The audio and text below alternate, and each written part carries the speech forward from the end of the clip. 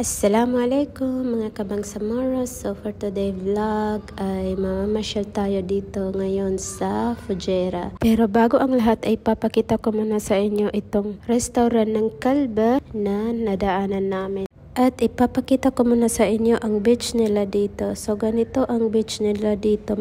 So sa nakikita ninyo wala masyadong tao at napakalinis ang lugar na ito. At meron din silang mga upuan na pwede kang umupo at pwede kang mag-walking dito, mag-jogging. So nandito na nga tayo sa Fujairah para maghanap ng makainan. So sa likod ng mga houses na to ay Umbrella Beach. So isa sa mga houses na nakita nyo kanina is ito yung loob niya. So nag-order pala ako ng crab salad at tom yum. So nandito nga kami sa Thailand restaurant. After one day ng pagkain ko dito ay nagkaroon ako ng pimples, rashes sa likod, basta allergic.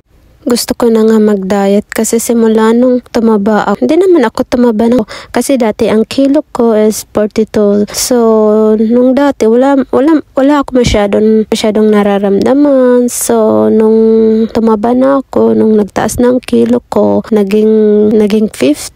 So, iba yung nararamdaman ko sa sarili ko. Yung parang ang bigat ng pakiramdam ko. Laging may masakit ang kamay ko.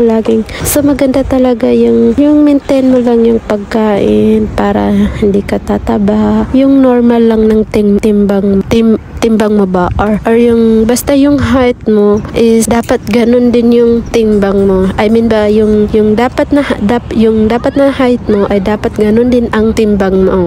Like kagaya sa akin 4'11". So dapat daw ang kilo ko is 42, 43. Basta yun yung nabasa ko sa mga post sa Facebook. Correct me if I'm wrong. So ayun na nga, mag-research din kayo pag may time. So if I'm wrong, just correct me, okay? And then yun na nga. So tapos na kami kumain and nandito na kami sa bahay at preparing my things myself kasi lalabas na naman ulit papuntang mamamasyal sa Fujairah kasi hindi lagi pumupunta dito ba. Nandito nga itong